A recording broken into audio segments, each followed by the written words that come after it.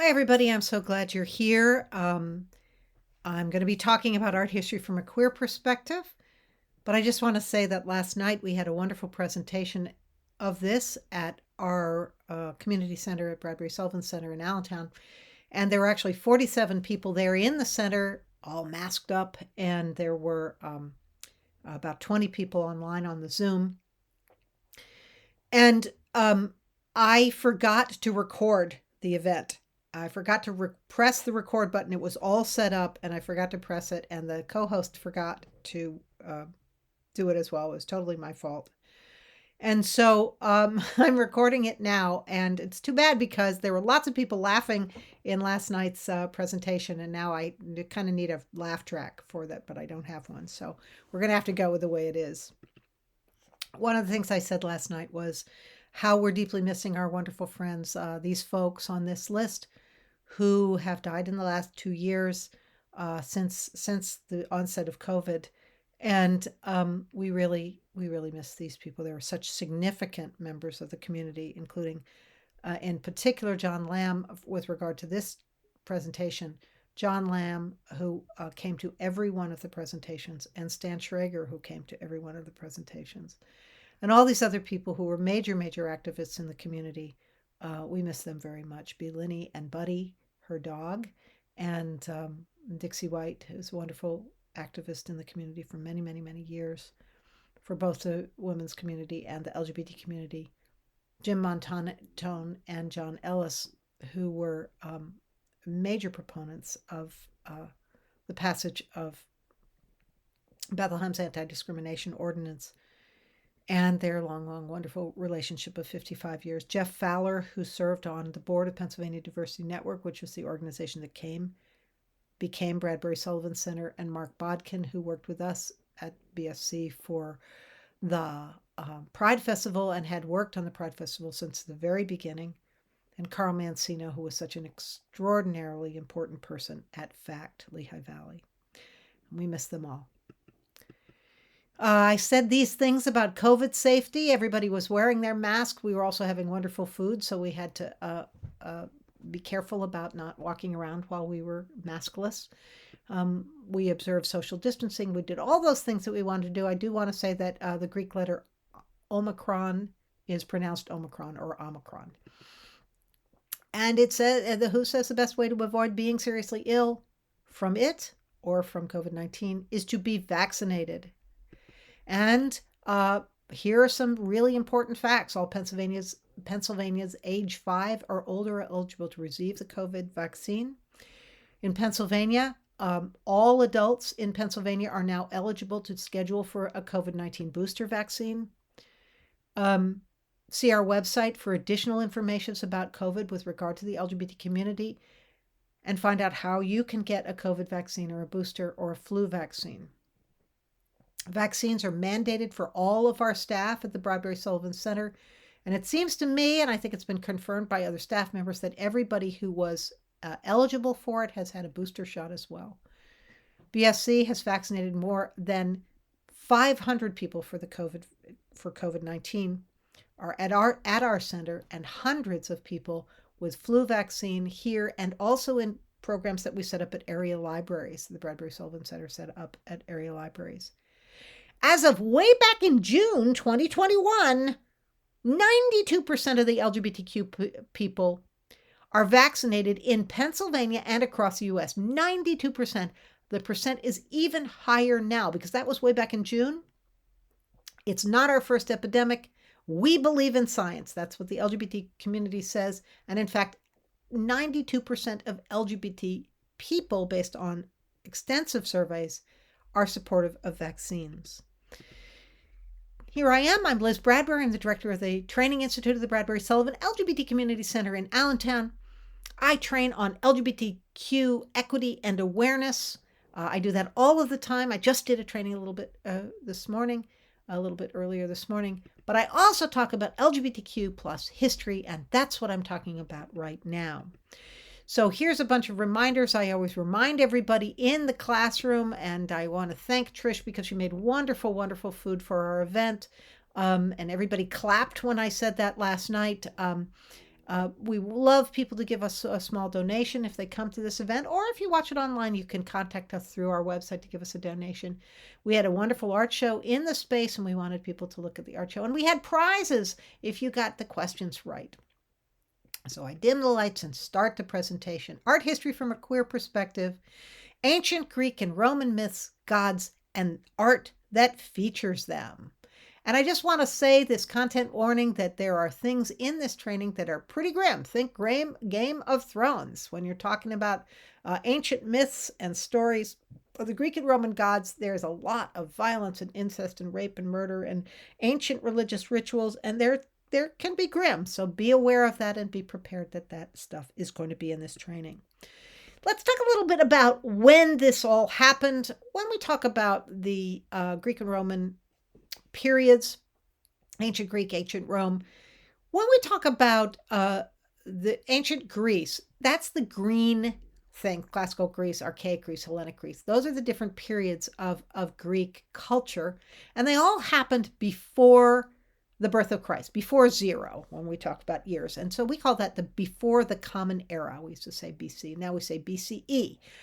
And if you want to see what's even before that, Egypt is even before that. So I've talked about Egypt in some of these presentations, but Egypt happens before ancient Greece, and then after ancient Greece is the Roman Empire. The Roman Empire happens a little bit after the birth of Christ. So that's 27 AD, which we now call Common Era, and it goes to about 476 AD, which is the fall of the Roman Empire.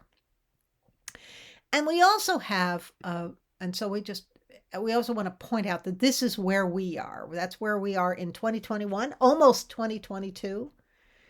And so keep in mind that when we're talking about ancient Greece, we're talking about a period that was 26, we're talking about Sappho, one of this part, so we're going to be talking about Sappho. She was 26 centuries before today. 26 centuries is a long time. If you think, for example, about Star Trek Voyager, one of our favorites for the LGBT community, or particularly the lesbian community, if you talk about Star Trek Voyager, you're talking about, if you lived at the time of Star Trek Voyager, it would be 3 centuries from now. If you lived at the time of Sappho, it would be 26 centuries ago. A lot of time has passed in terms of civilization. So those are the Greek periods. The Roman periods are after 0. And then we also want to talk a little bit about carbon-14 dating, and that's before present. See that arrow there that's at 1950? That's when they started to be able to do carbon-14 dating of old stuff. They could figure out how old something is by looking at carbon-14 isotopes. And when they figured out how to do that was 1950. So everything before that is called before present. Present is 1950, and then the number of years before that is the number that they talk about with regard to before present. So, and it has to do with carbon molecule or carbon isotopes or molecules, atoms disappearing over long periods of time when things were alive and then after death. And so they can figure out how old something is that was an organic substance of the time. When we talk about the inclusive alphabet, when I say LGBT or LGBTQ+, that's considered by most to be the preferred acronym for this community, but most accurate is that big, long, giant acronym with lots and lots of things. So we can even add many, many other letters into that to be fully inclusive of this whole LGBT community. But we use LGBTQ or LGBTQ+ a lot. I want to say that I will be talking about the word queer within this training a lot because I talk about this from the queer perspective. Some people don't like the word queer who are part of this community because it's been used in a demeaning way, in a pejorative way in the past. And it also is an umbrella term, so it denies full circumstances of other identities. But the reality is that the word queer has become a mainstream word as an umbrella word for this entire community. And it has. And if you use it in a positive and not pejorative way, it can be seen that way. You can get a PhD in queer studies from Vanderbilt University. You've been able to do that for 15 years. You can study queer theory at Princeton. It's become a mainstream word. So I do use it, but I do also understand that some people feel uncomfortable about it. But anyway, we're talking about ancient Greece. So since we're talking about ancient Greece, we're going to talk about the word lesbian. Lesbian's a Greek word. Where does the word lesbian come from? And everybody in the room shouted out, the Isle of Lesbos. That's right. The Isle of Lesbos is in the Aegean Sea. It's a Greek island. There's Greece. There's the Isle of Lesbos. It's a Greek island, and it's near Turkey. It's actually closer to Turkey than it is to Greece in the Aegean Sea. And it's a significant place. It's a real place in the Aegean Sea. But what does that have to do with gay women? What does that have to do with gay women? Is it because Wonder Woman lived there? Wonder Woman, I've had people actually say that in other trainings that I've done. And I've pointed out that Wonder Woman is not a real person. And yet maybe she was. We'll have to figure this out. And we'll see later in the training. But no, it's not where Wonder Woman lived, because Wonder Woman lived on Paradise Island, if you think about it. But let's look at the guidebook, the actual guidebook for Lesbos, and it's the Lesbos Island Guide. This is the actual guidebook, and this is the text from the guidebook. It says, the official name is Lesbos.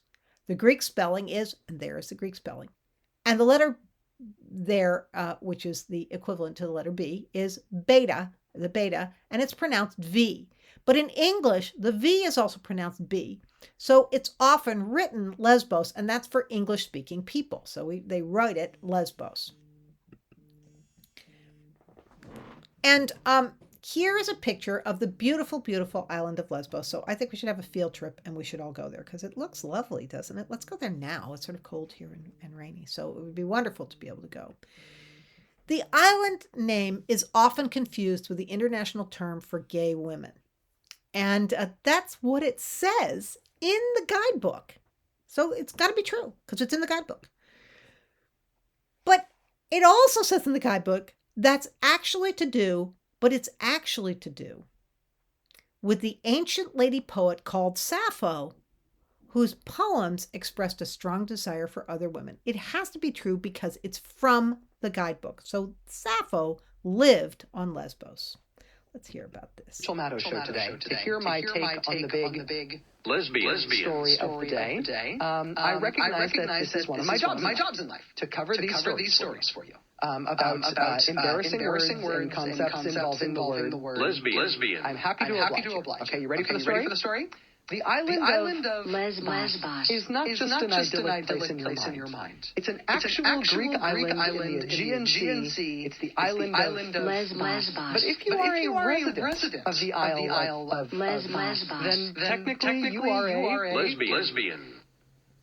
Sorry. 3 residents of Lesbos have filed a lawsuit in an Athens court demanding that a group called the Homosexual and Lesbian Community of Greece drop the word lesbian from their name.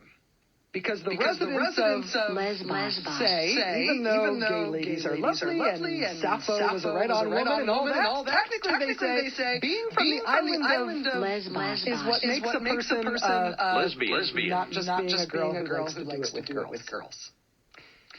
Not the world's most important news story, I recognize, but I know that you know that if anybody's going to get through that detailed an explanation of this legal news story without once ever having to personally utter the word lesbian, that someone is going to be me. Those are stories making our sound effects machine blow up. Today we've got much. Well, thank you very much, Rachel Maddow, for telling us this story, because this is true that they actually brought a lawsuit that said people could no longer use the word lesbian unless they actually lived on the Isle of Lesbos. And in fact, the Athens court, so this is what happened with that case. The Athens court found that the claim was baseless. And ordered the trio who brought the suit to pay $363 in court costs, of course. Not to mention that the Homosexual and Lesbian Organization of Greece, it's like every single homosexual man and lesbian of Greece, called the suit ridiculous. Here they are, calling it ridiculous. It's ridiculous. Okay, so yes, on Lesbos, that's where Sappho lived, and there she is. This is actually a sculpture from about the time that she lived. She was born in 1612, before the Common Era, so 600 years before the birth of Christ, long ago, 26 centuries ago. And this statue is from 500 years. So it's important to recognize that Sappho was famous in her own time, and she has been famous ever since. People have been depicting and talking about Sappho from the time she lived to now, which is kind of a cool thing. She lived on Lesbos. For a little while she was exiled to Sicily, but then she returned. She lived and taught in a community of young women who were devoted to Aphrodite, who was the goddess of love and passion and and beauty, and the muses. And the muses are all, they're all about art and music and theater. So Sappho was there. She's a real person, and she lived on the island of Lesbos, and she taught these young women, and she surrounded herself by like-minded and frequently very beautiful young women who she often felt very close to and that she loved. This is a Greek ware vase, and this vase is of the period. It's about 200 years later than she was alive. But if you look in the middle of the vase, you can see that it's her. There she is sitting there, and you know it's her because she's actually writing poetry. She's writing something, and then these beautiful women are around her, and they're bringing her things, and they're bringing her lyre. So whenever you see Sappho, she's always got a lyre with her, almost always has a lyre with her, and that's a big indicator that it is Sappho. This Greek ware vase, these things were made of red clay, fired red clay, and then they put this black stuff on them, and then they scratched the design off. So that's the way this design was made. It's actually very beautiful. And so of the day, this was like you go to McDonald's and you get a Happy Meal, and then you get a cup with a picture of some famous movie star that's playing some Disney character. Well, this is you go to the store and get some olive oil, and it would come in this decorative vase that had a picture of Sappho on the outside, and everybody knew who Sappho was. She was really, really famous of the day.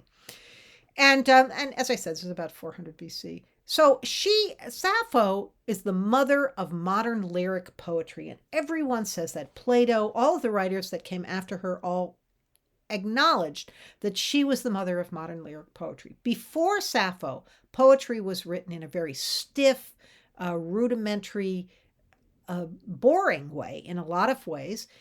She wrote about life and love and loss and her emotional experiences the way we see poetry today. She created that. It was groundbreaking.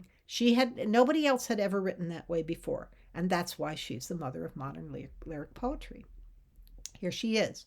This is a statue of her that's actually from quite a bit later. This is about 700 years later, but closer to her life than where we are, and carved in ancient Greek. And this is of her. This is she. And so it's about 100 years in the Common Era. So it's about 100 in the Common Era after the birth of Christ. She wrote love poetry to and about women. She was surrounded by these women, and she loved them, and she was attracted to them, and she wrote about how beautiful they were and how significant they were, and how she romantically, desperately, sometimes loved them. And everybody knows that about her. She gave us the word lesbian. So here she is, and this is in a painting, and a Renaissance painting. So fast forward to about 1500. This Renaissance painting was by Raphael, and it was 1511 when it was done. And this is Sappho in the painting, and the painting is called the Parnassus. And in Greek mythology, the mountain in central Greece is the Parnassus. That's the name of the mountain where the Muses lived. Supposedly the Muses lived, known as at the mythological home of music and poetry. And here's the full painting by Raphael. And it's sort of interesting that you can see like an air conditioning unit in there. Apparently they couldn't cover that up for the photograph, and they don't have Photoshop. But they made this beautiful. This is a beautiful large painting by Raphael that shows the muses on the Mount Parnassus, and then some real people. So some real people are included in there. So Apollo is a god, and he's not a real person, but he is the god of poetry and beauty and light and sun. And there he is in the middle, and he's singing. He's giving us music. But over here is Homer. Homer was a real person who wrote the Iliad and the Odyssey, the wonderful writer, and wrote a lot of the stories of the gods. And he also lived about 100 years before Sappho. And so he wouldn't have known who she was. But then the next person here is Dante, as in Dante's Inferno, who was a brilliant Renaissance writer. And Raphael is showing him in the same homage kind of way, in the same elevated way that he puts Homer and the other gods in here. And he was a real guy too. Dante wrote those different important poems and stories. And then this guy is Virgil. Virgil, going back in time, he was an ancient time writer. He was a little bit after Homer, but also after Sappho. And so he was aware of Sappho, as was Dante. Dante was very much aware of Sappho. And here's Sappho. There she is down there. And just in case you don't know who she is,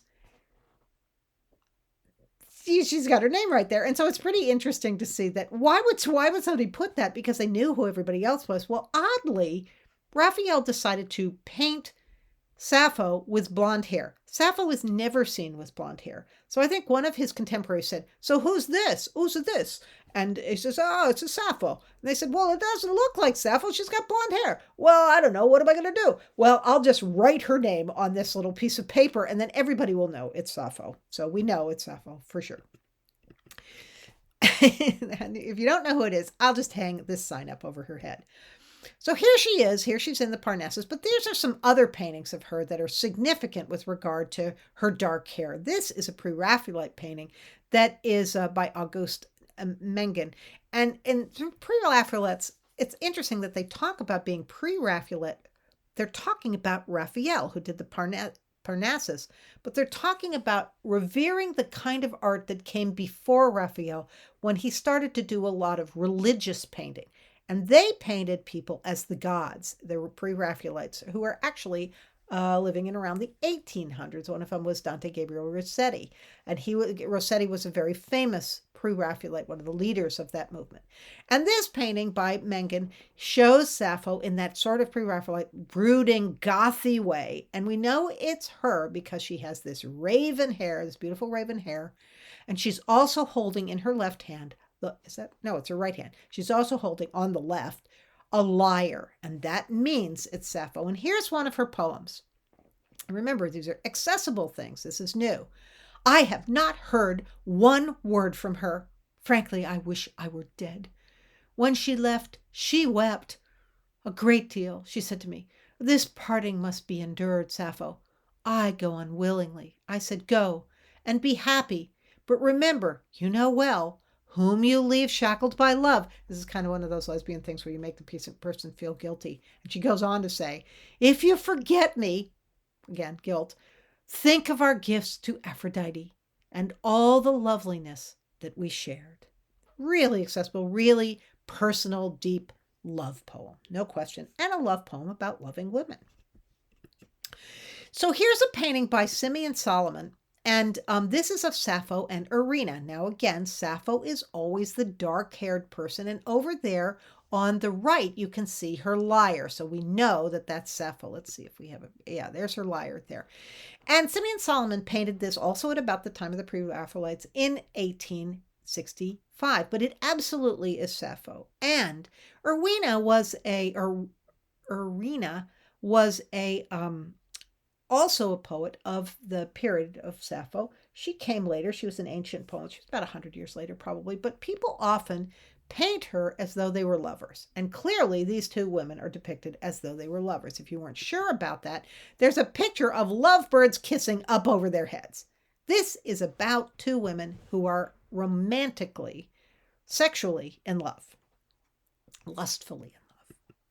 Now, this is an excerpt of one of Sappho's poems, and it's written on papyrus. So at the time of Sappho's life, she was known to have penned about 10,000 lines of poetry. And we were able to figure that out. Somebody asked this last night. How do we know about Sappho if a lot of her poetry was destroyed? And it was. But how do we know about her? And it's because other people wrote about her. Everybody knew about her.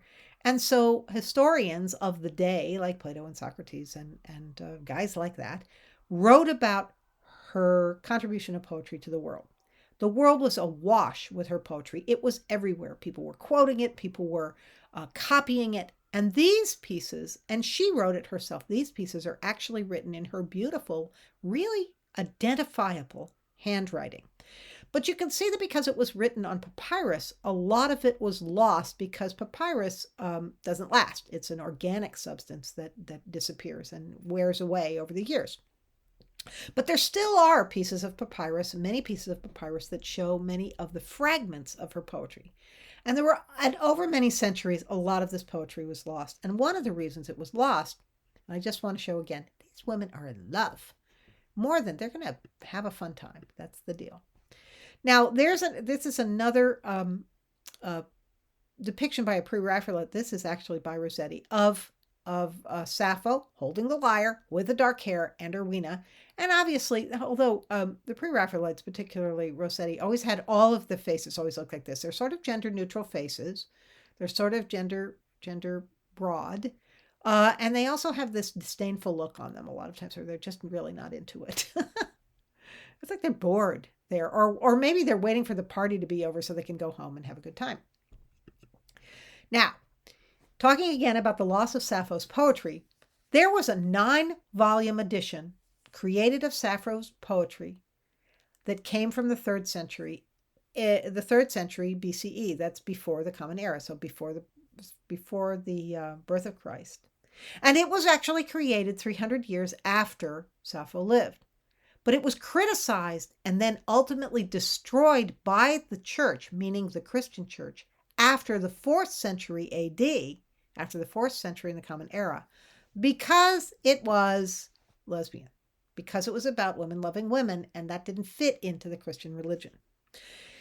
Now, there were people at the time, or later, now we're talking about the Byzantine Empire, and there was a Byzantine encyclopedia that talked about Sappho as discovering and writing this kind of lyric poetry.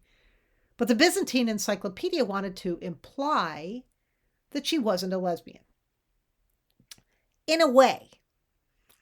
And it's called the Suda, actually. And what it said in the encyclopedia was that Sappho's husband was Hercules of Andros. Now, some people, scholars today, say that that may have been actually invented by a comic poet who was making a joke about the fact that everybody knew that Sappho was a lesbian and said, oh yeah, she has this husband. Well, she couldn't be because she had this husband. If you're going to be sarcastic, be aware that don't expect people 2,000 years later to understand that you were being sarcastic. If you say, oh yeah, sure, blah, blah, blah, blah, blah. Well, when you say that, blah, blah, blah, people are going to think that that's the real thing, that it isn't sarcasm. Well, if this were sarcasm, it makes a lot of sense about her husband because Hercules actually means penis. It's a word that means penis in Greek. It means penis. And that's what, her husband is supposed to be named. And Andros is a real Greek island, but it actually means man. So what that means is that her husband's name was Penis Man. It was Penis Man. And, if you're saying, oh, she couldn't have been a lesbian because she was married to Penis Man, I don't know if that's something that we should really take to the bank. There's a lot of beautiful paintings of Sappho through the ages, from the Renaissance, from the 1800s, the 1700s, the 1600s, and we'll see a bunch of them. Here's some of them. They're just extraordinary. And all of them, she's got that lyre, she's got the dark hair, she's with women, they're paying attention to her because she's telling them about her poetry or she's flirting with them. And here's a great one with her and her cadre of nymphs who are listening to her as she talks about poetry and teaches them about poetry. And she's got her lyre in her hand. I like this one where she's holding court, standing on a big podium so that she can speak to everybody about this. Now, this is a painting of a Renaissance painting by Angelica Kaufman. Angelica Kaufman was a significant woman painter in history. You probably can't name very many women painters of the 1700s. She was one of the main ones. And this was 1775, so that's right at the time of the Revolutionary War here in the colonies. But Angelica Kaufman was a Swiss painter, and she painted throughout Europe, and she was very, very well known. And she painted this painting, and it's called Sappho Inspired by Love. Now, there's no lyre in this, but we know it's Sappho for two reasons. One of them is that she's writing poetry. So she can see in her hand, she has her pen, and she's writing poetry, and she's being inspired by Cupid, who is, and we know that Sappho wrote love poetry all the time. So Cupid is whispering to her exactly what she should be writing in terms of love and emotional poetry. We also know it's Sappho because the name of the painting is Sappho Inspired by Love, which is what Angelica Kaufman called it. And so I want you to pay attention to what she's wearing and also to her face so that we go on to this next painting. Now, this also is by Angelica Kaufman. And I want to say, first of all, that this is by Angelica Kaufman, and it's called The Artist in Character of Design, Listening to the Inspiration of Poetry. And it's by Angelica Kaufman. It's a little bit later, 1782. And she was a neoclassicist, so she was a little bit later than the Renaissance, and she was beginning to do this kind of classic poetry where she's painting, but like many, many painters of the Renaissance, she would paint people, real people, in the guise of historical figures or in the guise of the gods. In this instance, she's painting herself as Sappho and as the character of design. And we know it's her because it's the same face as the person in the previous painting where Angelica Kaufman painted herself as Sappho. And this is the character of design. So she's got a designing stylus, like a pencil and some stuff to design things. And then the other figure is supposed to be poetry. That's more of a sort of poetical figure, and that's because she's holding a lyre. And she's flirting with, seductively, this character. So and the character of design is indeed Angelica Kaufman, because that's herself. She says this is a self-portrait. And I want to always remind people that, if you ever a lot of painters paint self-portraits, or they paint themselves as certain characters, because if you've ever tried to get somebody to sit for you in a painting for many, many hours to be your model, it's really hard. It's a lot easier for you to just look in the mirror and do it in a lot of ways. Because you can stay there as long as you want. Also, it was hard for women to have models in those days. They couldn't have male models. It was unseemly. And it was hard for them to have the money and the ability to have women as their models as well, unless it was members of their family. So she's doing this picture of herself and recognizing in the previous picture that she's casting herself as Sappho, who Angelica Kaufman knew was a lesbian. Pretty interesting. And there's that lyre. Now, in this picture, this is that close-up again by Simeon Solomon. And I want to talk a little bit about Simeon Solomon himself. So he did this in 1865. And remember, I said that he was one of the Pre-Raphaelites. He worked with the Pre-Raphaelites. So here is another painting, or there's that painting by Rossetti of Sappho and Erinna, and that Pre-Raphaelite look. But Simeon Solomon was associated with the Pre-Raphaelites, including Rossetti and Edward Burne-Jones, who painted like this as well. And the Pre-Raphaelites often painted pictures of people who were in same-gender relationships in the late 1800s. And the poet Swinburne, they worked with as well, and he was influenced by Sappho's poetry, and he frequently said that. They were all influenced by Sappho, even though it was the late 1800s. And as a result, that led Simeon Solomon to explore forbidden gay and lesbian themes in his work. So remember, he had that painting of Sappho and Erinna where they're about to make out. And in this painting, this is a painting that he did, Simeon Solomon. It's called The Sleepers. And if you look at this, you can see that it has a real aspect to it that really looks like same-gender love or polyamorous relationships. Pretty polyamorous there. Even though some people say that the middle figure is a woman, still polyamory, still bisexuality potentially, but the middle figure doesn't look very much like a woman. Now, all of these people look very androgynous. They look very gender neutral. They look like they're bisexual. They look like they're gender diverse. And I like that about this. It's pretty great. I think you should get a copy of this and put it on your wall. So Simeon Solomon was arrested in 1873 for being a gay. I shouldn't have said that, but for being gay. You shouldn't have said it that way because gay is an adjective. He was gay. And he was arrested for homosexual acts. But the homosexual acts could actually have been, in part, these paintings. And when that happened, he was gay. His pre-Raphaelite buddies, Rossetti and Burne-Jones, shunned him. And they were the very same artists who had encouraged him to paint this way, but then they shunned him when he got caught and he got arrested. Tough stuff. Here's another painting that Simeon Solomon did. Pretty androgynous. Pretty the celebration of beautiful men's feminine-looking bodies in some ways. And here's a picture of Simeon Solomon himself. He was also Jewish, and because of that, that may have been another reason why people didn't support him, because of anti-Semitism. So despite the huge literary output of Sappho, only one complete poem survives, because the poems were long. But that is until now.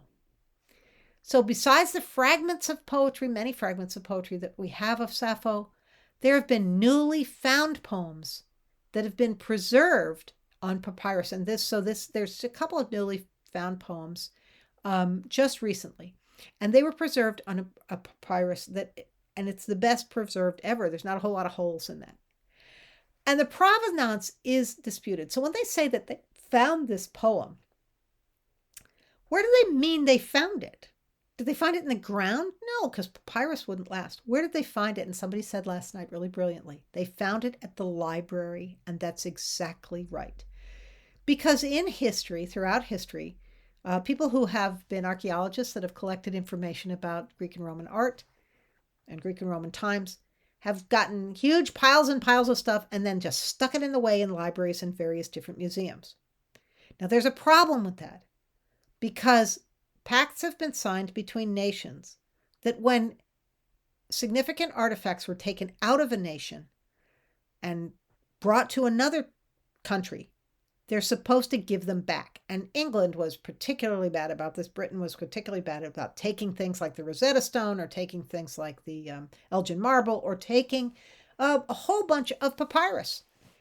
So what happened was, and people challenge whether or not this is true, this is the provenance of these newly found letters. Some people say, oh, well, some guy came and he sold them to us at the British Museum, so we're keeping them because we bought them. But what other people say is, no, some graduate student found this in some old library in a big stack of papyruses and said, wait a minute, this is Sappho's handwriting. Sappho's handwriting was extremely distinct. It was easy to recognize. It was beautiful and easy to recognize. And somebody proved, and when they just took a look at this and they knew it was Sappho's handwriting. But they found this provenance, and they said the provenance of them buying it from somebody, they said, no, that's not true. This stuff has been here. Other people have said this, and this stuff has been in the library for a long time, and the British Museum should give it back to Greece. But they said, no, we bought it from a guy. Well, there's a big question as to whether or not that's true. So even though we only have fragments of Sappho's pottery or Sappho's poetry, there's a fragment for every possible queer scenario. And here's some of them. This is written by somebody else, but I really liked it, so I included this on here. I mean, Sappho wrote these. On lamenting a bad relationship. Do I still yearn for my virginity? Explaining your calm. But I am not someone who likes to wound. Whoops. On When your queer best friend forever finally meets somebody who's non-toxic, may you sleep on the breast of your delicate friend. When your barista crush calls you, oh, sweet girl voiced, I like that. When some rando male is harassing you on Twitter, whiter by far than an egg. When you feel yourself disassociating and you're trying to stay in your body, anxiety ground. When she comes first, you got there first, beautiful. Or you got there first, beautiful. When your worst ex swears they've changed, liar, liar, liar. But the best is this simple prayer. Someone will remember us, I say, even in another time. And here we are talking about Sappho, 26 centuries after her birth. We are talking about her in another time, in a medium that she could never have imagined, but we're still talking about her. Sappho sought help from the goddess of love and beauty, Aphrodite. Aphrodite was also, Aphrodite is the Greek name for her. She's also Venus. Hold on while I take a breath. And Venus, this is Venus on the Half Shell by Botticelli. And this is a Renaissance painting. But Aphrodite was the most primal goddess of the Greek pantheon. Aphrodite was the goddess of love, beauty, and passion. She's ancient even by the time of Sappho's poetry, which means that she was worshipped long before the Greek Empire rose, even in other cultures before Greece. And she was Venus to the Romans. Here's a little ode that Sappho wrote. And in this, Sappho is entreating Aphrodite to help her with a relationship. So in the beginning, she's saying, Aphrodite, you're so great. You're so important. I know you can do this for me. I want you to get this girl to love me. Get this beautiful nymph that I'm in love with, this beautiful woman, to love me. And so at the end, Aphrodite, in the end of the poem, Aphrodite's writing back to her. It's like Aphrodite's speaking back to her. And she's a god, she's entreating this god. She believes in gods. And she says, Aphrodite says to Sappho's writing this, she that fain would fly, she shall quickly follow. So she's not going to fly away from you anymore. She's going to follow you. She that now rejects, yet with gifts shall woo thee. She is to reject you. She's going to bring you presents now. She that heeds thee not, soon shall love to madness. She's going to just be crazy about you. Love thee, the loth one. So she loathes you, but then she's going to totally love you. She's going to love you. And I'm going to do that for you because I'm your god. I'm your goddess. I'm the one that's going to do this for you. It's interesting that when people pray today, I don't think they expect that kind of response from God. But here's Aphrodite saying, not only are you praying to me, I'm going to do everything you want for you. And it's going to be so that you can have this same gender love. Yippee, because you're a lesbian. And I like that. This is Botticelli. He painted this in 1485, which is a little bit earlier than Raphael, and early in the Renaissance. An important Renaissance painter. Aphrodite's main festival was the Aphrodisia. The Aphrodisia sound like that's where the word aphrodisiac comes from. So let's have some more Aphrodisia festivals. I think we should add that into our June Pride Month.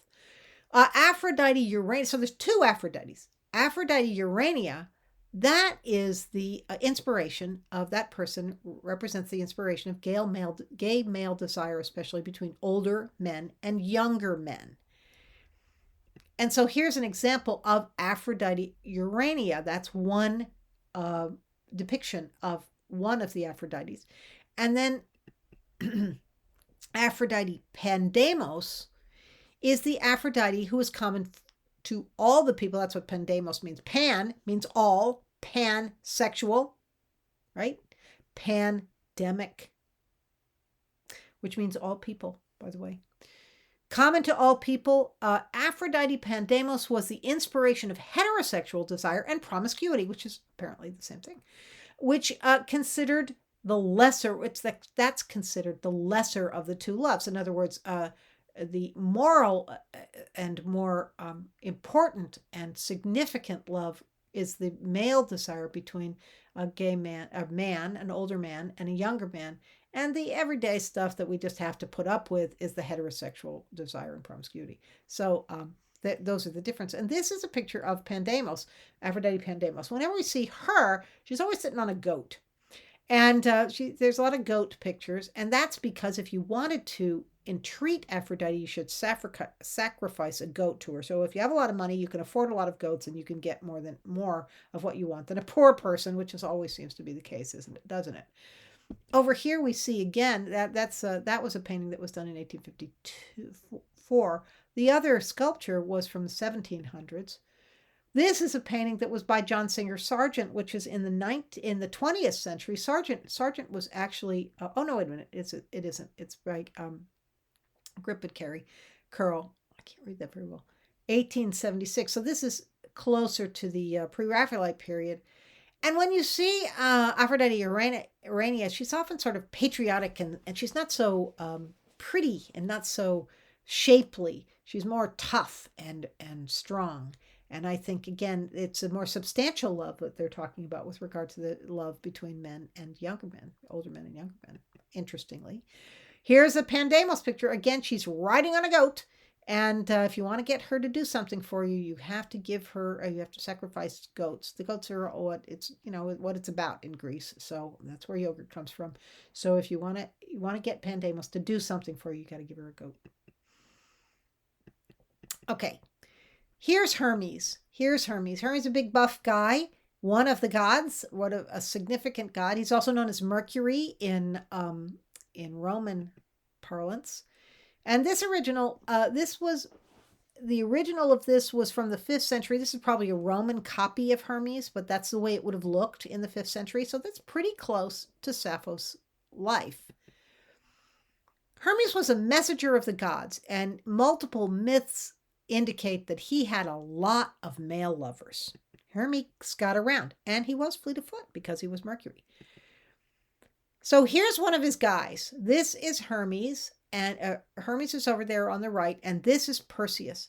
And some myths indicate that they had a romantic relationship between the two of them. One of the things for sure, and then, we know about Perseus because Perseus is the one who slew the Medusa, and he's holding Medusa's head in this. He had to have a lot of really cool magic tools to be able to do this, including that shiny shield that he had to use to sneak up on Medusa. But it's undisputed that Hermes lent Perseus some really glam winged sandals to be able to fly and get around and be fleet of foot. So here's the sandals. And he said, here, you can borrow these. Don't mess them up because I really love these sandals. And Perseus got to wear these to escape the Medusa. Another myth about Hermes is that Hermes' lover was Crocus, and Crocus was killed by a discus thrown by Hermes himself, who was naughty and throwing the stone discus too hard.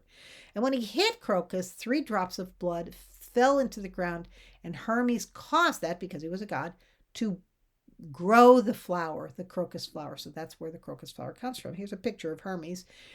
Here's a picture of Crocus. You'll see a lot of pictures of Crocus because he's kind of a goofy looking guy. And he's wearing one of those hats like Mercury had. But this is Crocus, and he is kind of goofy, so you don't see a lot of pictures of him. But then Hermes met Aphrodite. And now remember, Hermes is a pretty good looking guy, and he meets Aphrodite, and she's had a lot of lovers. She's totally bisexual, so totally pansexual. So she meets Hermes. There he is, and there's the two of them, and it's a little cold there, I guess. And they fall for each other. And here's Aphrodite, beautiful, beautiful Aphrodite. That's the goddess of beauty and love and passion. And she'd had a lot of lovers, both girls and boys. But over here you see Hermes. And he's wearing that wacky hat. He does tend to wear wacky hats that sprout wings that help him fly as well. And she sees him. Oh, and that, yeah, he's also known as Mercury. Oh, and here he is. This is with his fancy shoes and his hat, his little derby hat that has wings on it that helps him fly really fast and get around quick and be a messenger. So she sees him and thinks, wow, hubba hubba, I'm after Hermes. What a man. And he sees her and he says, what a woman. I'm totally after Aphrodite. I want her. And so immediately when they get together, they have a baby. Because whenever anybody gets together among the gods, there's a baby immediately. So what do they have? There's a combination of Hermes and Aphrodite. And who do they have as their baby? The answer is Hermaphroditus. And that's where the word hermaphrodite comes from, which is our people who have the aspects of both some kinds of sexual components, biological components of male and female. So hermaphroditus is certainly indicative of the kinds of circumstances of intersex. And there were certainly intersex people in those days, as there always have been.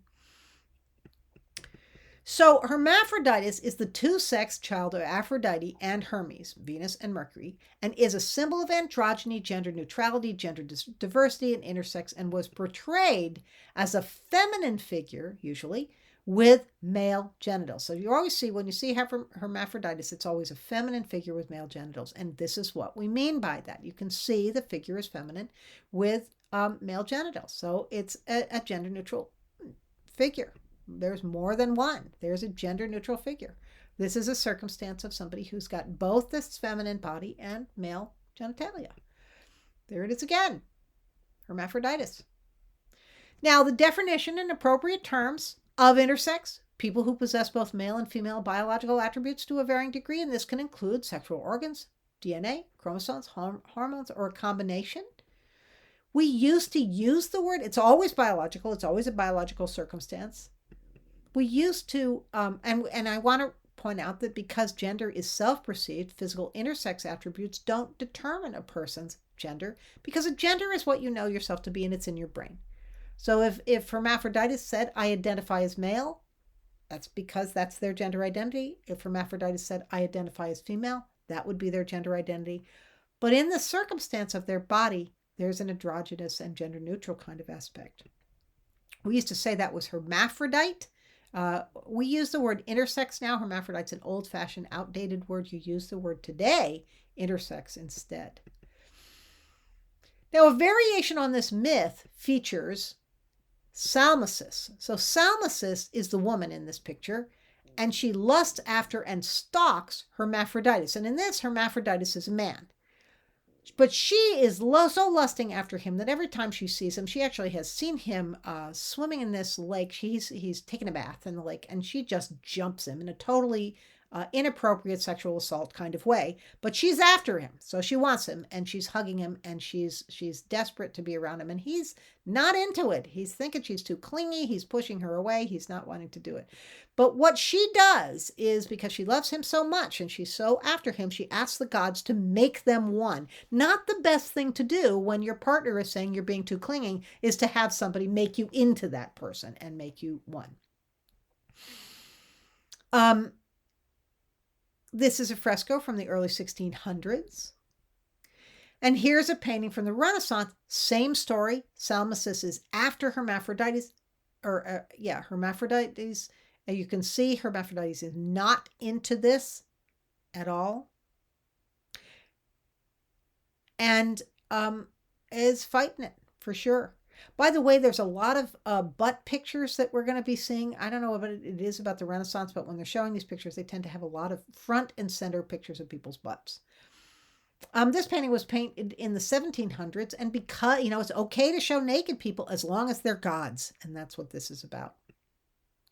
Here's another one. This is from the Impressionist period. Again, this is again Salmacis, who is totally after Hermaphroditus, and he's not into it. And this one here is a pre-Raphaelite painting by Rossetti, again, where Salmacis is totally after Hermaphroditus, And he's not wanting to do this. Oh, honey, I want to go out with the boys tonight. Please, please. No, no, come. Take me. I'm not going to let go of you. I want to hug you all the time. I want to hug and kiss you all the time.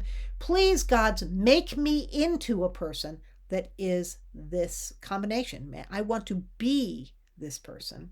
That's a little much, I think. So the gods do it, and they create Aphroditus. And this is the story of Aphroditus with the Salmacis figure. So Aphroditus is this figure. This is a painting from the early 1800s. And here's a picture of Aphroditus. So Aphroditus also, body of a woman, or mostly body of a woman, but male genitalia, and proud of it. Look at how proud this person is. They're showing you unequivocally, yes, I am gender neutral, I am androgynous, I am intersex, I am proud of having these body parts because this makes me understanding of both male and female, binary. I like it. It's cool. There's another one there. This is Aphroditus too, though this particular sculpture is also of Aphroditus. And this one as well, Aphroditus. And that. And here's a beautiful sculpture. A Swiss sculpture. It's a Swiss museum. And this is incredibly beautiful. Here is this beautiful woman's body. You can tell by the breast. But at the hip area, you can see a penis there. And there's no question that this is also a hermaphrodite or a hermaphroditic character. Hermaphroditus or Aphroditus. And when you think about how long it takes somebody to carve this kind of sculpture out of marble, this isn't some mistake that the person made. This person is celebrating this figure, and it's a very, very positive thing. Here's to the Greeks and Romans for recognizing that crossover between the binary. And remember that this is the religion of the land. So this religion that everybody believed in varying degrees, and they were in favor of varying different gods, but they all believed that all these gods were ruling the heavens and influencing their lives every day. And there wasn't a judgment about the sexuality for these folks. It was a circumstance of it's just the way it is. And there were people who were gender neutral, and there were people who were both genders, and there were people who loved people of both male and female gender identity, and they absolutely celebrated that and recognized it and didn't condemn it. It was just a way of life. Think of that as a religion that just recognizes this is the way some people are, and the gods are like that. Now, Apollo is the sun god, and he's one of the most important gods, and he had relationships with people of others of all genders, and he's another one of those. So he was the lover of the Macedonian prince Hyacinthos, or also known as Hyacinth. And here's a picture of Apollo and Hyacinth, and this is pretty much the same story as the Crocus story with Hermes. This is Apollo. He's out playing catch with a big stone frisbee with Hyacinth and whacks him in the head and kills him. And now he feels really bad. I told you kids not to play in the house with that big heavy thing. You play too rough, Apollo, and now look what you've done. You've killed Hyacinth. Hyacinths grow from where where Hyacinth dies in some ways. This is a Rubens painting, and it was painted in the mid 1600s. Peter Paul Rubens was a Northern Renaissance artist that was about the same time as Rembrandt.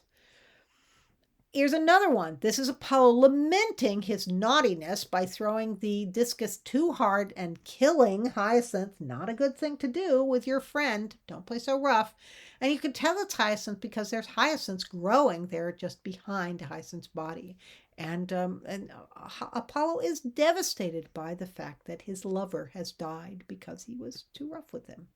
Hyacinth died catching the discus and then turned by the god into the hyacinth flower. So Apollo turned him into the hyacinth flower. Not to be confused with the Crocus story, although they're almost exactly the same. This is a painting by Kiselev, Alexander Kiselev in 1884. And here's another one. This is by Tiepolo. Tiepolo was a major artist of the Renaissance era who did significant shadows and perspective. And this again is the story of Apollo with Hyacinth, and you know it's a hyacinth because if you look in the lower right-hand corner, you can see the hyacinth there. But But you also can look in the lower right-hand corner and see that they weren't playing with a discus. They were apparently playing tennis. You can see the tennis racket there in the lower right-hand corner. And so Apollo just was too zealous and served the ball so hard that he killed Hyacinth. For heaven's sakes, why can't you kids be more careful? And there's Hyacinth as depicted in his way when he was alive.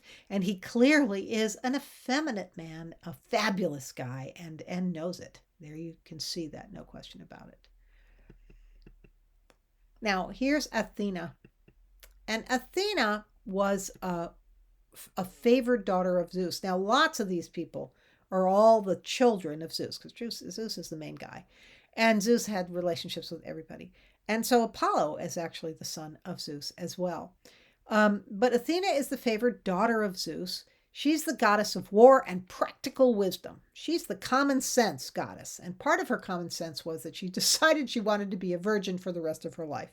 Sort of interesting. But one myth told that Athena actually used her divine wisdom to draw Myrmex to her, who was a woman, a mortal woman, who was very, very beautiful. And both Zeus, the father, and Athena had romantic liaisons with Myrmex that lasted for years until, and so here she is. Here is Athena in the middle, and she's with Myrmex. You can see she's lustfully holding on to her in a very protective way. She's also holding on to this guy on the other side. That is her godson. Her godson is named Erichthonius. Erichthonius. And this painting is by John Singer Sargent, who painted in the late 1800s, early 20th century. He was in Philadelphia, and he was also part of the LGBT community.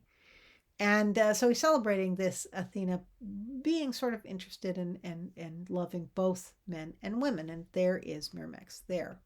Now, what did Myrmex do? Myrmex did something naughty. She took credit for Athena's creation of the plow.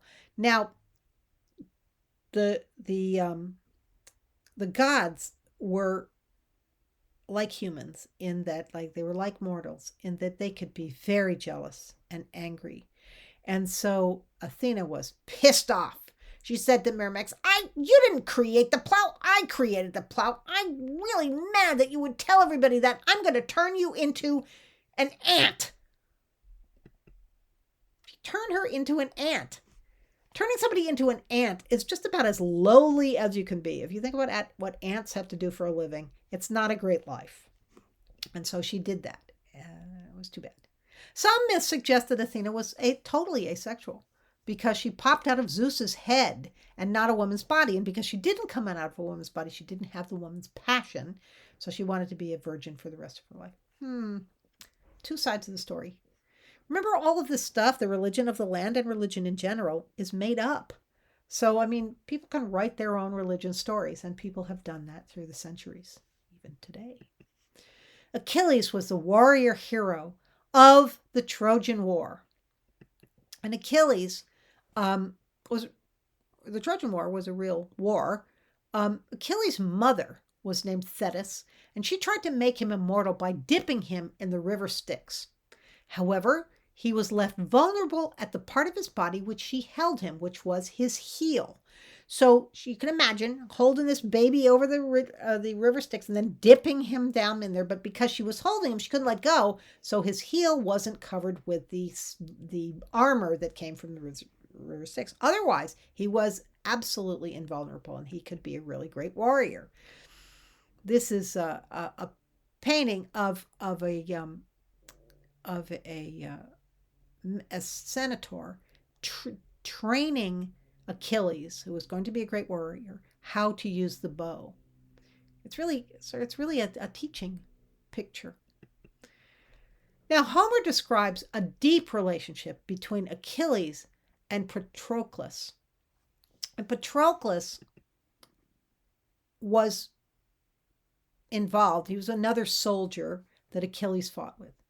Now, Achilles, I just want to say this about Achilles. Achilles is tender toward Patroclus, but callous and arrogant toward others.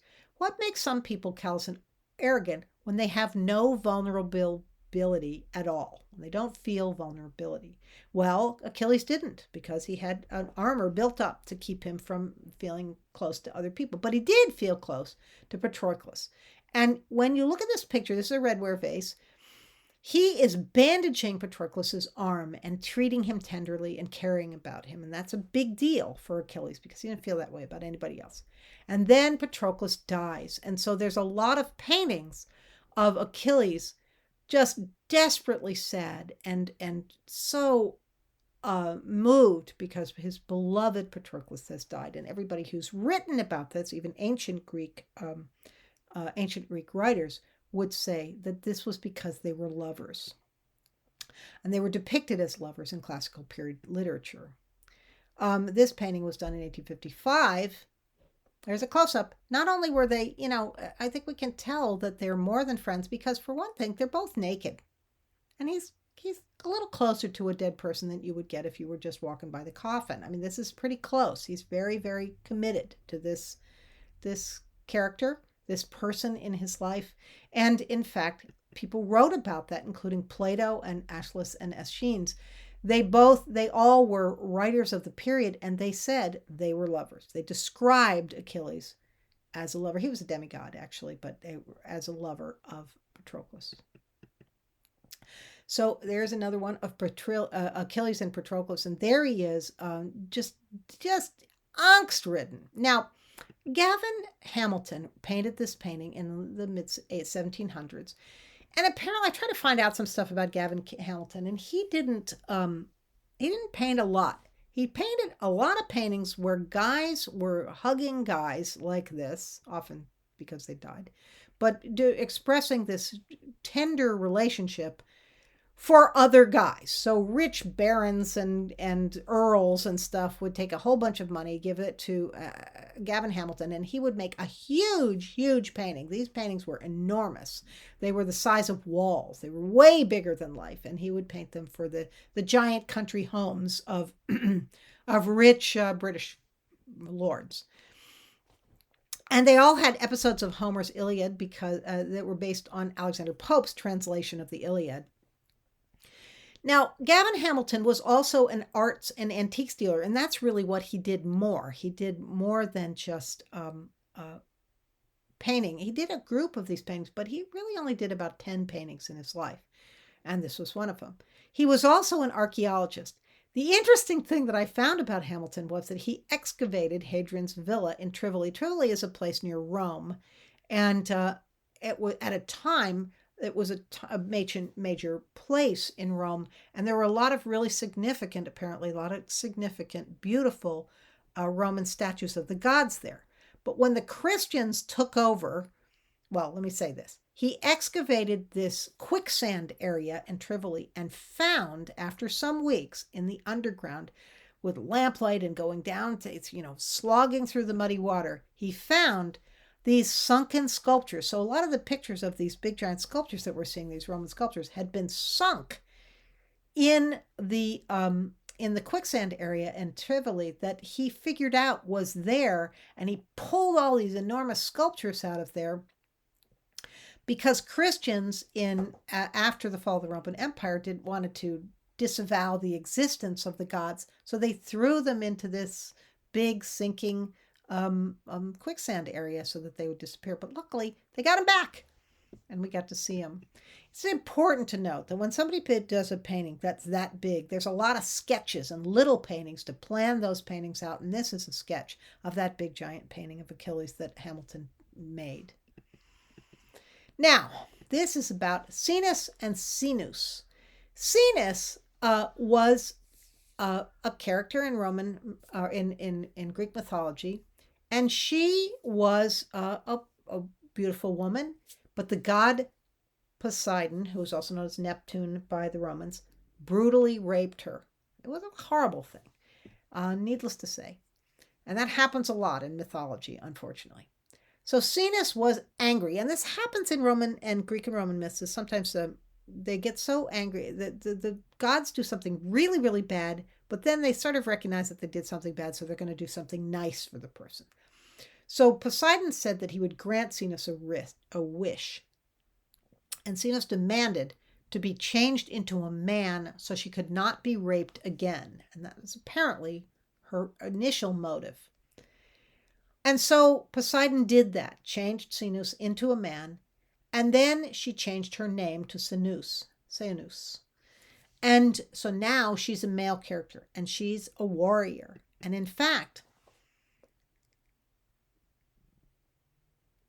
she demanded that Poseidon, because she understood that men could, or because Cenis understood that men could be raped too, before she became Cenis, she required that Poseidon would make her be impenetrable in any way, so that not only could she not be raped, but she could also not be stabbed or stuck with a javelin or a sword.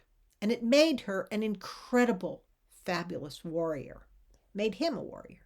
And he could now not be defeated in battle. So Cenis, when he became a man, he also became a warrior. And as a result of that, the LGBT community, the trans community, often takes Cenis as an example of a transmasculine icon. Because what a great icon. To be so strong and to be so, because of their new gender identity, that they cannot be harmed. It's a pretty interesting way to describe it. Transmasculine icon. Cenis.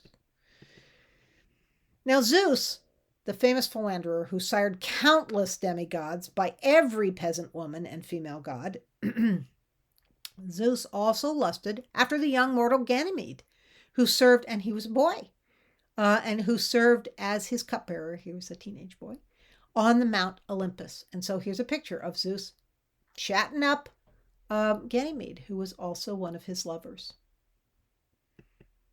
who identified as male. Dionysus, also known as Bacchus, and this is a statue of Dionysus. That's this is a Roman copy of a Hellenistic original.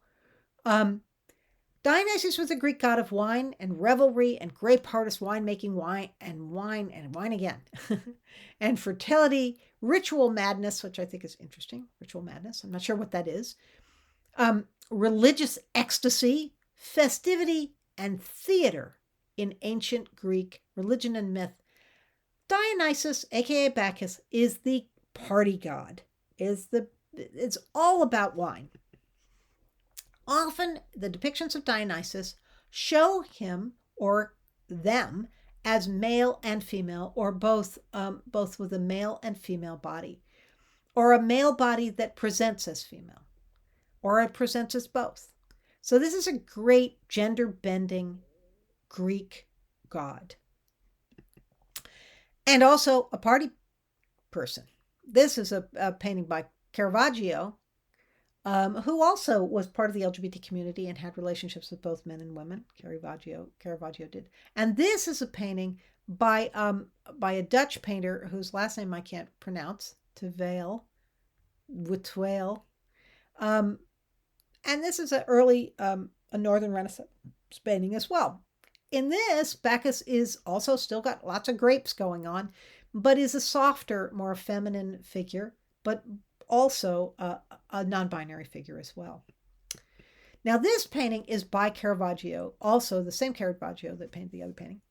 And this, and Caravaggio was, as I said, was bisexual as well himself when he was painting in the Renaissance. This is a painting about Bacchus, and I think this painting is hilarious because this is a painting, and this would have been a big painting, of a bunch of guys who are all just like the regular guys, just Joes, just walking down the street, and then they see this mostly naked guy with a whole bunch of wine, and they say, "Hey, there's Bacchus. He's in the woods. Let's go hang out with him because he's got wine." So they all run in there, and so there's some of the gods and the gods who, and the guy who hangs around with Bacchus, and then this group of guys who are just hanging out and getting some wine from Bacchus. He's always got something for a good party.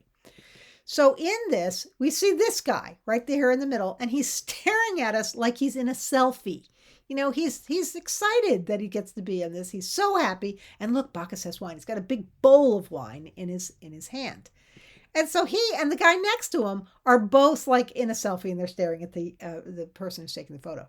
But here, we have this other person who's leaning over there. Yes, Bacchus is putting a little wreath of something on his head, but it also kind of looks like he's about to do something else, and that Bacchus is a little bit happy about that. And all the other guys are kind of, some of these other guys are sort of happy, except this guy up here who's like, oh, I don't want to be in this picture. Please don't let me in this picture again. I don't want anybody to see this. And he's covering himself. You see that in photos today.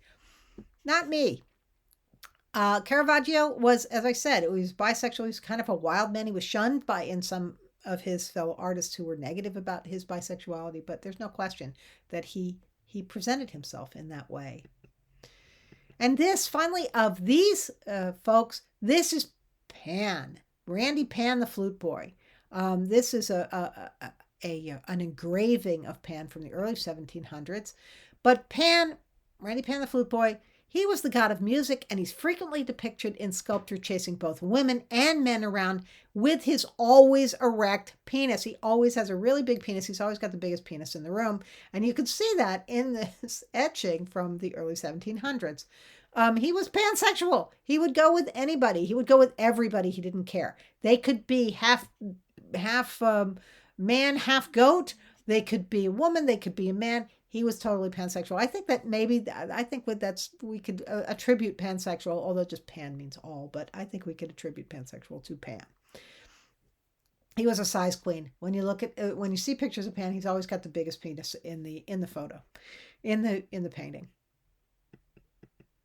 So let's talk about Artemis now.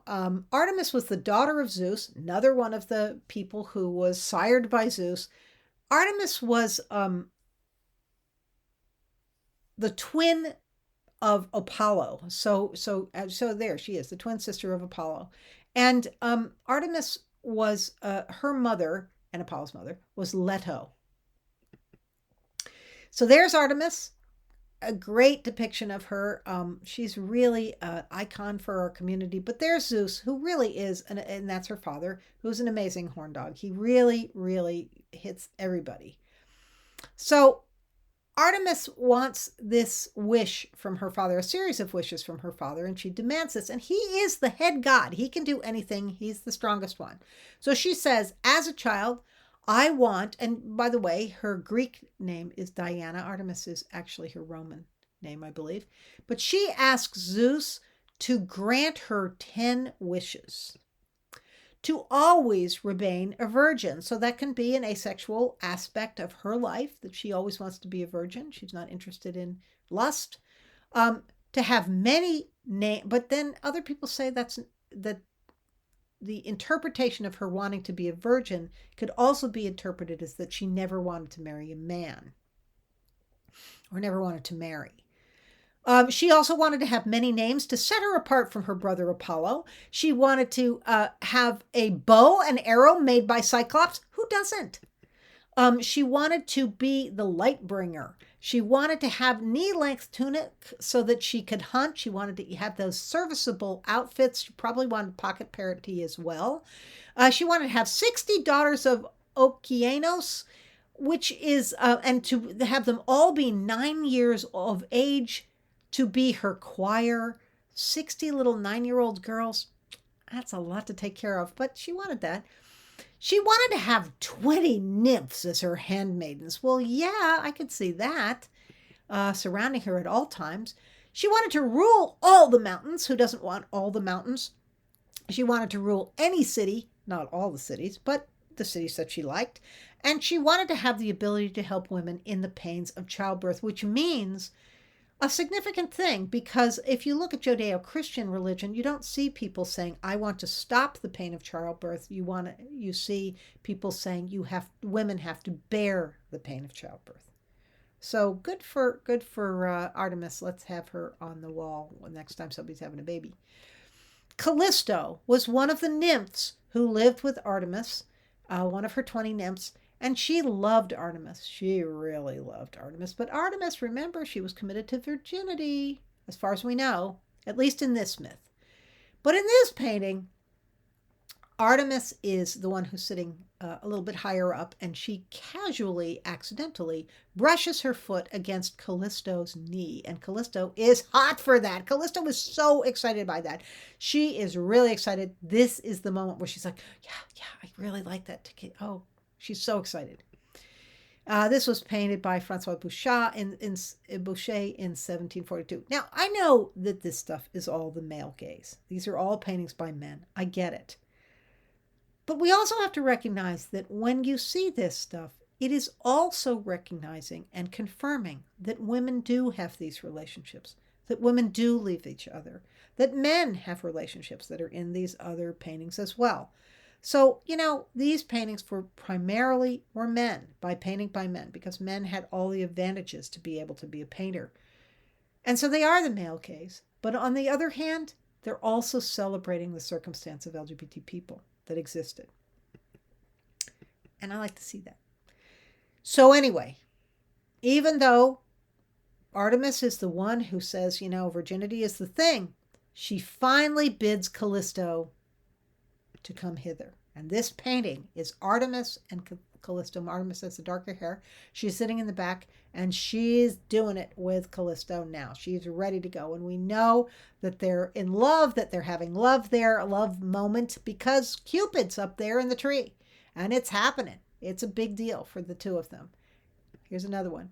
And in this, you can see that Cupid, and all these paintings always have Cupid sort of in the background, or he's not even in the background now. He's being pretty voyeuristic in this. And Cupid is there watching Artemis and Callisto get together. They're going to have a moment. It's happening. And in this one, same thing. This is a Renaissance painting. Artemis is the one with the dark hair, and she's looking and she's flirting, and this is going to happen. I don't need clothes on, for heaven's sakes. It's going to happen. Callisto's a little nervous, but she's also really excited because she loves Artemis. Now, there's a problem with this. She's saying, come hither. Finally, she bids her to come hither. But there's a problem. It's a big problem. It's not really Artemis. And how do we know that? And how do we know who it is? It's because of the eagle in the background. The eagle is a symbol of Zeus. It's really Zeus who's disguised himself as Artemis, and pretty damn good disguise, I'd have to say. Disguised himself as Artemis so that he can have sex with the beautiful Callisto. So he does. It was really Zeus. Horn dog. The horn dog dag. That's Artemis's father, by the way. So weird. Anyway, we know this is happening. There it is again. There's Artemis and Callisto. And over Artemis's shoulder in this, again, is the eagle. And in this, the eagle is even holding lightning bolts in its beak because we know this is really Zeus.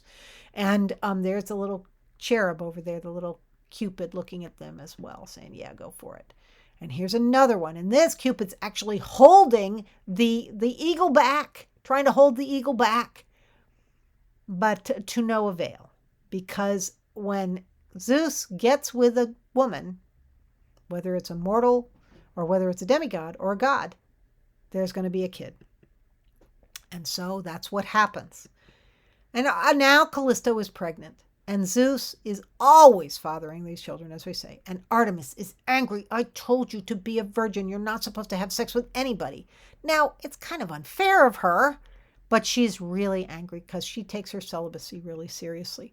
So Artemis can't punish her creepy dad Zeus because he's the main guy. He's the guy who can wreak havoc on the entire world. And so she can't speak up to him because he'll be mad. So she should have punished Zeus, but she couldn't do that. So she punishes Callisto, and it's pretty mean. In this story, she punishes Callisto. And what she does is she turns Callisto into a bear. And there's the bear there. And it's harsh because that means Callisto is going to have to give birth as a bear. Ouch. So much later, when Callisto's grown-up son, who is the father of Zeus is the father, and she's the mother. The son's name is Arcas. He's a hunter, and he nearly kills his mother, Callisto, because he thinks she's a bear. Now, apparently the person who did this painting has never seen a bear because it's kind of a cat with a squirrel head. But this is an etching from about the 1700s, maybe a little earlier. And these cat squirrel head is supposed to be Callisto. Zeus takes pity on them both because he doesn't want Arcas to kill his mother. He's sorry, a little bit sorry, that he has done this to Callisto. So he takes pity on them and he puts them into the sky because they're both bears. Now they're both bears. And they're both, as the bears, Ursa Major, who is Callisto, and Ursa Minor. So the Big and Little Dipper. And Arcas is Ursa Minor. And they're up in the sky now, and there they are. So when you look up into the sky and you see the Big Dipper, that's Callisto. And you should wave to her because she's the patron saint of lesbians in a lot of ways. And here's another image of that where Ursa Minor and Ursa Major are up there in the sky. Now, the Artemis story is actually pretty horrible. It's a horrible story in a lot of ways. But feminists and women who love women today reinterpret the Artemis and Callisto stories to celebrate them both as queer icons because they are queer icons. So if you think about it, some myths say, and our myths may say, that it was Hera who was the wife of Zeus, who was mad at Zeus, mad at Callisto for being so attractive, which is kind of unfair. But Hera changed her into a bear so Zeus wouldn't be fooling around with her and to punish her. And when Artemis sees this, she is concerned about Callisto, who is the bear. And so she puts her into the sky, and she puts Arcas into the sky to protect them because she loves them. And so that's a lesbian story, and you can look at the constellations and think of it that way instead. Celebrate the Big Dipper. It's Callisto, for heaven's sakes. Now, Artemis, also known as Diana to the Romans, is one of the queerest figures in mythology that we've ever seen. And here she is. Artemis is the goddess of lesbians, for heaven's sake. Yay! The Greek goddess of the hunt. She's of the animals, of unmarried girls, of unmarried women, of women who don't want to get married, of women who are asexual. She is the goddess of those of us, of women who don't want to marry men. And midwifery, because that helps in the pain of childbirth. And the mythology has her securing a promise of perpetual virginity. So virginity can also be translated as being unmarried, which can be translated to never be married to a man. From her father, she gets that promise from her father, and she immediately skips off into the mountain forest with a group of like-minded nymphs. There she's doing that, and she's having a good time in the forest. Together, she and her women hiked and swam and lived off the land and shunned, or worse, men who walk in them because they don't belong there. Here's another picture of Artemis. It's pretty celebratory. Look at that. Look at those guns. Wow. And this, interestingly enough, is a picture of Artemis and Callisto. And the person who is Artemis looks very much like somebody we already know because this painting was painted by Angelica Kaufman in the late 1700s. So now she's putting herself in the position of Artemis, who loves women. Pretty interesting. Thank you, Angelica. Now, this painting shows Diana, a.k.a. Artemis, which is from Ovid's Metamorphosis. Artemis is nude. She's there sort of in the middle, sitting there in the middle. And this guy shows up. His name is Actaeon. And he crashes the event. He walks in on them, throws the curtain aside. They're trying to cover him up. They're saying, get out of here. You don't belong here. And he's intruding on this woman's moment. They're separatists, apparently. They don't want to have men come in. So the nymphs attempt to cover up Diana, who's also Artemis, who splashes water on Actaeon and transforms him into a deer, robbing him of speech. These are harsh things, remember. So what happens to him is he runs away, but his own hounds, because he's a hunter and he uses hounds, might be his own fault, track him down and kill him, tearing him limb from limb. All right, there is Artemis, and she's the Wonder Woman of the ancient world. Here is Wonder Woman. Who is this? Who is this playing Wonder Woman in the 1970s? It's Linda Carter. So Linda Carter, I actually had a poster of this in my woodworking studio when I was in college. I don't know what happened to that. I actually glued a little chisel in her hand. There's a beautiful Linda Carter playing Wonder Woman in the 70s, and here's the beautiful Gal Gadot, who is playing Wonder Woman today. I actually saw her in real life at a premiere of the movie in New York. She walked right by me. What's Wonder Woman's mortal name? So do you remember Wonder Woman's mortal name? People are shouting out, Diana Prince. Yes, she's Diana Prince. Here she is as Diana Prince on the top. So in the Wonder Woman, the actual Wonder Woman comics, and the television show that was made with Linda Carter, she was talking about being in Diana Prince in World War II. And then she actually, I think they actually move her into the future. So then she's actually there in the 70s. But she's in World War II. In the movie about Wonder Woman with Gal Gadot, she was, that was World War I. They were making it World War I. But then they moved it into, they made it now, but it's about the 80s. And it's interesting that they're wearing virtually the same outfit in the 70s and 80s. People had shoulder pads like that in those days. Diana Prince. Diana Prince. Think about it. Diana Prince. Princess Diana. Princess Artemis and Diana Princess is a goddess. And that's why they call her Diana Prince. That's the alias that Wonder Woman used. And Wonder Woman, of course, is an Amazon who was born to the queen of the Amazons.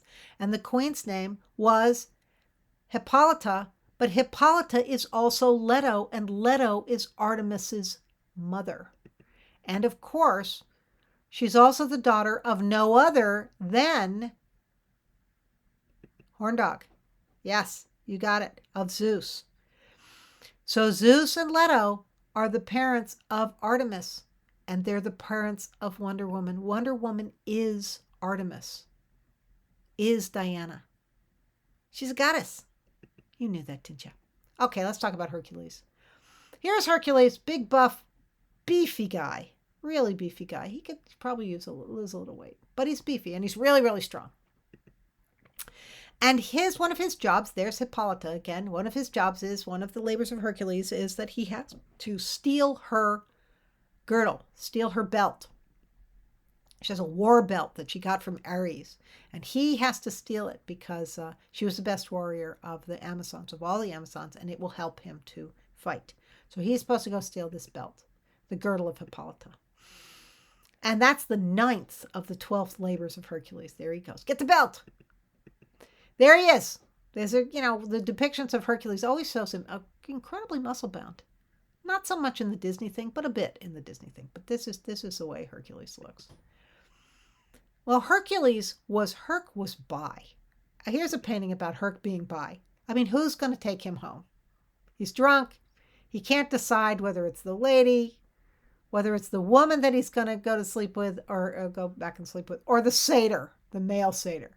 You can tell it's Hercules because big, beefy guy. This was by Rubens, also by Peter Paul Rubens in the 1600s, Northern Renaissance artist. Who's it going to be? Now, this is Hercules, and there's a lot of paintings of Hercules in this story. This story is actually, and by the way, there's a butt. Remember, these are about butts. This painting is called The Fight Between Hercules and Antaeus. And this painting was 1819. Now, the story of Antaeus is that if Hercules was going to beat him, because Antaeus is really, really, really strong, turns out he gets his strength from touching the ground. He has to touch the earth. So if Hercules can hold him up in the air, he'll be weak. So in every one of these pictures, which kind of looks like they're having sex, I got to say, it kind of looks like they're just having a big romp. In every one of these pictures, it's supposed to be that he's picking him up off the ground. And he's always got his, sort of his leg wrapped around him and stuff like that. So this is one of those things.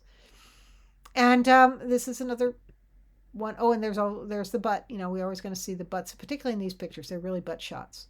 So this is Hercules and Antaeus and from 1835. And here's another one, another butt thing. This is an actual sculpture. Antaeus lifting him up off the ground, but very, very wrestly. Some real wrestly. Antaeus wanted to wrestle everybody, apparently. That's one word for it. And here's Hercules fighting the Hydra. That was one of the other labors of Hercules. The Hydra, a lot of times the pictures of the Hydra, big giant snake, looks like a giant penis, I have to say. And so it's often wrapped around his body. This is in a museum. And his butt. There's his butt. Plutarch, who was a Greek historian of the time of ancient Greece, indicated that Hercules' boyfriend lovers included all these guys that are hard to pronounce. Admetos, Iphitos, Euphemos, Elacatus, Abderus, son of Hermes, whose love for Hercules cost him his life. Also, Nereus, Adonis, Jason, Crothus, Sithus, and Phryx. Nobody's named Phryx anymore. And so he had all of these boyfriends. He was really, really bi. He had women lovers as well. Now, here's a great etching. This is actually a Dutch etching from the Northern Renaissance. And it's hilarious because not only is it a big butt shot, we've got the big butt shot there, but we've also got these guys who were like the gay guys walking by saying, wow, look at this guy. Holy moly. It's like a porn that you could have in the statue across the street from your house. And not only is it that the indication, this is so porny when you're seeing these Hercules things, but that you also see this incredible thing that looks like a giant penis, right? Quite frankly, it does. I mean, what's the function of that? I don't even get it. Anyway, let's fast forward to the 1950s and recognize that those depictions of Hercules, which we saw in the Renaissance, which we saw in Northern Renaissance, which we even saw way back in the actual Greek and Roman times, really mirror, or in fact are mirrored by, muscle magazines of the 1950s. So in the 1950s, you could not have pornography. You could not send it through the mail. You could not have it on the internet. It couldn't be seen anywhere. So what they did was instead they created these muscle magazines that were really hot and attractive to gay men. And in reality, what would happen with these muscle magazines was that they would still be banned in the mail. There's a whole bunch of them. Here, look at them, all of them. And you can see these things over and over again. They're all sort of fantasy stuff. And you see these things that are all, and they're really all about Hercules. There's a lot of talking about Hercules. As a matter of fact, here is Hercules. Who is this playing Hercules from the 1950s? Anybody know? It is Steve Reeves, who was, by the way, if you're of my generation, George Reeves' brother. George Reeves played Superman. And Steve Reeves was obviously a major bodybuilder and a real hunk and heartthrob of the gay male world in the 1950s in America and across the world. Here's another picture of one of those magazine covers. This is what I'm talking about in terms of the giant penis. And this Hercules depiction. This is the Hydra with the three-headed snake and stuff. Different from Harry Potter. And finally, suffering Sappho, my giant friend, has been captured by space bandits. I don't know why I put that in there. It's just that Wonder Woman is mentioning Sappho. And I think that ties it all together. Thank you very much, everybody. Next week, I will be doing, and so this is in December of... that would be on December 13th, 2021. I'll be talking about Gentleman Jack. I've been talking about, which is Anne Lister and her era. And we're also going to have a demonstration live at the community center by Michelle Meacham, who is a Lister sister, and is going to talk about decoding Anne Lister's diaries. I hope you will be part of that. And in the next coming weeks, we also will have Frank Lloyd Wright. I'll have a presentation on Frank Lloyd Wright and Falling Water on December 20th, 2021. And on December 27th, I'll be talking about Oz from book to whiz. I am a Oz aficionado, so I know a lot about Oz and the incredible gender bending and gender diverse aspects of the early writings of L. Frank Baum in the early 1900s, and how fascinating they were, and how even that they were banned because of cross gender circumstances and gender identity, and people from one gender turning into another gender, and people who had no genders and stuff like that. So I can't wait for you all to see you all at those other presentations, and thank you for watching. Thank you so much for watching this one.